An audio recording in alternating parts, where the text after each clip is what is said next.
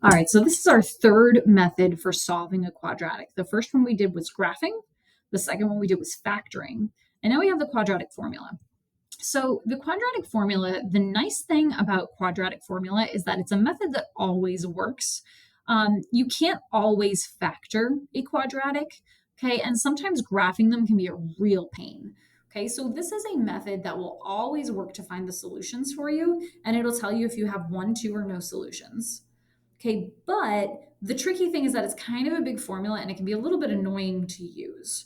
Okay, so usually this is the method that I sort of use as my last resort if nothing else works. But it's not too bad, and I'm going to walk you through how to use this so that you're going to be able to handle these. Okay, so first of all, when we look at this equation, right, you're going to notice that there's all these different letters in it and they all do different things. So I want to point out just a couple of things really quick. First of all, this guy right here, that stands for opposite. Okay, sometimes when we look at that, we see, oh, it's negative b, right? And you think that that number is always going to be negative.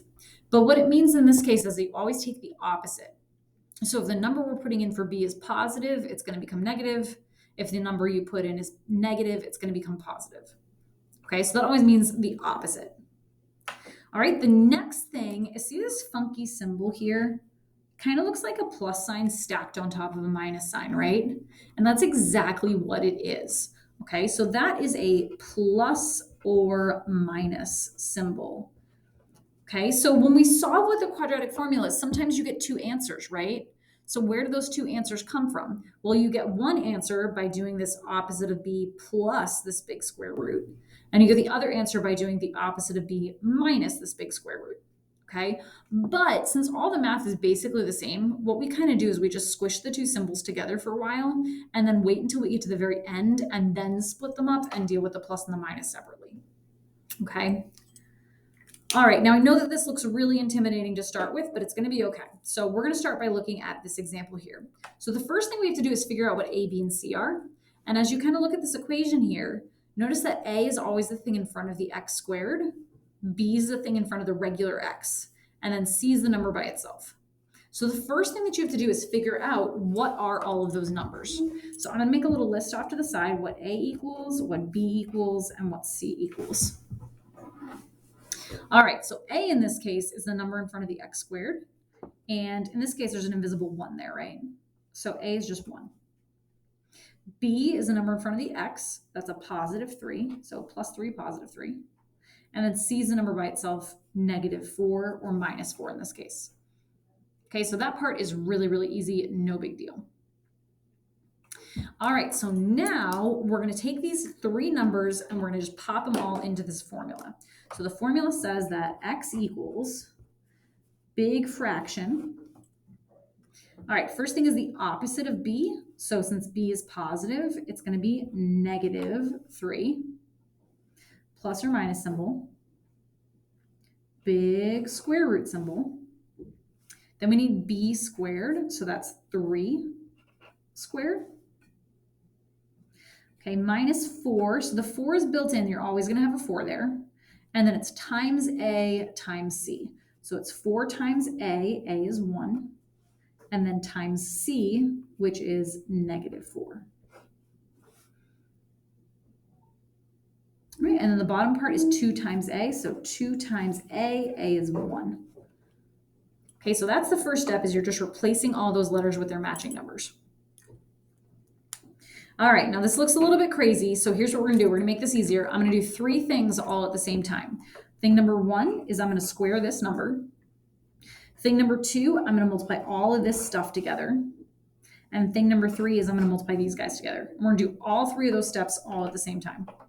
Okay, so that's gonna get me x equals, big fraction still, negative 3 on the top, plus or minus. We didn't do anything with that. All right, inside my square root, 3 squared, 3 times 3 is 9. And then I'm doing negative 4 times 1 times negative 4. So negative 4 times 1 is negative 4. And then that times negative 4 gives me positive 16. So I'm going to put plus 16 because it's positive. Okay, and you can just throw all that in your calculator. Just be really careful of your signs. And notice that I took that minus sign and I kind of turned it into a negative, right? You can flip back and forth usually between negatives and minuses, and that's what I did there. And then on the bottom, 2 times 1 is 2. That's really easy. Cool. All right, now our next step hopefully is really obvious to you, right? There's this part of this that's screaming out to me that it needs to be simplified. 9 and 16, I can add those together, right? So I'm going to copy this down, and 9 plus 16 is 25 over 2. Okay, cool. Now I've got a square root of 25, and 25 has a square root, right? What number times itself equals 25? 5, right? So that's what I'm going to do next. I'm going to replace that. So the negative 3 stays put, but I'm replacing the square root of 25 with a regular 5. Square root's gone because we used it. All right, and then we get the 2 in the bottom. Oof, and I'm running out of space, but that's okay because we're almost done. So now we've gotten to the part where everything's as simple as it's going to make it. Now we have to split up our plus and minus pair. So what I'm going to do from here is I'm going to split this into 2 different problems where one of them is going to be negative 3 plus 5 over 2, and the other one's negative 3 minus 5 over 2. And they're both x equals. All right, and then that's what I'm going to simplify. So negative 3 plus 5 is 2, and 2 divided by 2 is 1. So for this one, x equals 1 is one of our answers. On this side, negative 3 minus 5 is negative 8. Negative 8 divided by 2 is negative 4. So that is my other answer. So these are my 2 solutions to this quadratic. So if I were to graph this, right, the graph of this quadratic would go through positive 1 and negative 4 on the x-axis, and it would do something like that. Okay, so that's what's going on with this guy. So we're finding the same thing, right? When you solve by factoring, when you solve by graphing, when you solve with the quadratic formula, you're always getting the exact same thing. You're getting those 2 points there. It's just a different way of doing it. All right, great. So let's try this again. I know it's a really long process, but once you do it a few times, it actually gets not hard. This is usually one of the things that my kids in this class usually do pretty well with. Okay, so first thing I want to do is figure out what a, b, and c are. So in this one, a is going to be 2. That's the number in front of the x squared. B is negative 4. That's the number in front of the x. And then c is negative 3. It's a number without a variable. All right, I'm going to pop this all into this big formula up here. So it's x equals big fraction. The opposite of b, so since b is negative 4, the opposite of that's going to be positive 4. Okay, so sometimes this number will be positive, sometimes it'll be negative. It's always the opposite of whatever you had here. All right, plus or minus big square root, b squared, so that's negative 4 squared, minus 4 times a times c. So 4 times 2 times negative 3. So 4 times 2 times negative 3. And that's all divided by 2 times a. A is 2. Cool. Now I'm going to do 3 steps all at the same time, right? I'm going to simplify this. I'm going to multiply all that together. I'm going to multiply those together. So all 3 of these steps all in one big move. All right, so big fraction. The 4 plus or minus is just chilling out. Big square root. Negative 4 squared, be careful. Negative 4 times negative 4 is positive 16.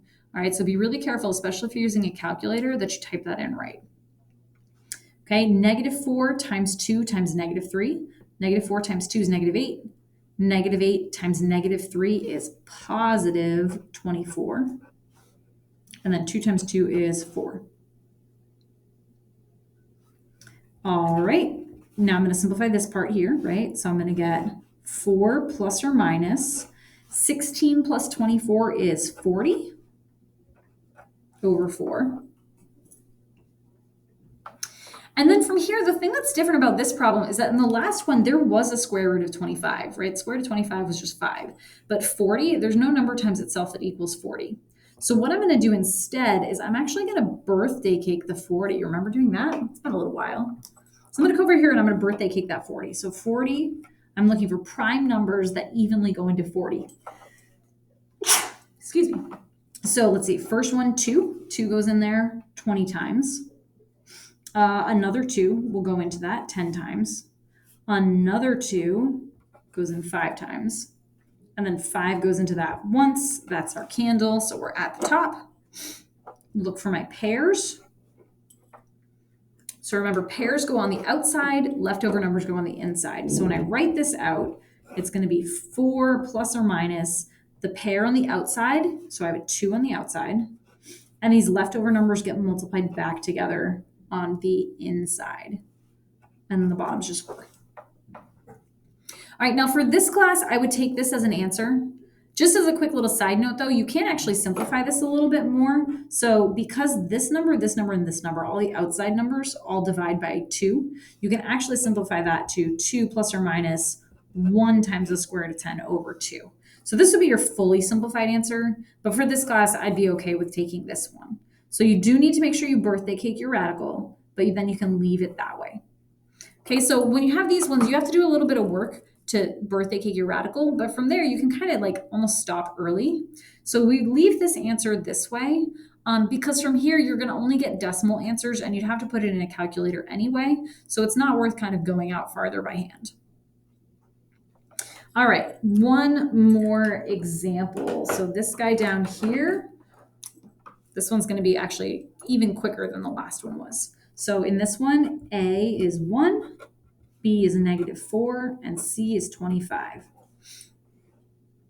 So setting this up in my fraction, it's going to be x equals big fraction, opposite of B, so that'll be +4, plus or minus big square root, B squared, -4 times A times C. All right, you don't have to have that memorized. I do, but you don't have to have it memorized for this class. And then the bottom, it's 2 times A, so 2 times 1. All right, 3 things we're going to do all at the same time. 1, 2, 3. So I'm going to do all 3 of those calculations all in the same step. So that's going to give me x equals 4 plus or minus. -4 times -4 is +16. -4 times 1 is -4, times 25 is -100. And then 2 times 1 is 2. All right, then from there, I'm going to subtract those 2 numbers. So that's going to give me x equals 4 plus or minus the square root of -84 over 2. And that makes a problem. Well, why is that a problem? Because you can't take a square root of a negative, right? That's one of our rules with square roots. So anytime that you have a square root, right, it's asking you what times itself equals this number. Well, there's no number times itself that ever equals a negative. 2 positives multiply to a positive and 2 negatives multiply to a positive. So you can never have 2 numbers that are exactly the same that multiply to a negative, okay? So with this guy, right, you can't square root a negative. We talked about that in our previous unit. So what that tells us is that this particular graph has no solution, okay? And you have to make sure that you write that. Oh, actually, you know what you have to write? No real solution. Technically, this graph does have some solutions, but they're imaginary. That's not something that we're going to deal with in this class. It's something you'll deal with in Algebra 2 if you ever take that class. But there technically are solutions to this guy. All right, now in terms of your graph, what does this graph look like? Well, this is one where your parabola never crosses the x-axis. So it looks something like this. We're looking for the points like on this one where it crosses the x-axis, and it never does. So there's no real solutions to this one. And the way that shows up in your equation is by giving you a negative inside the square root.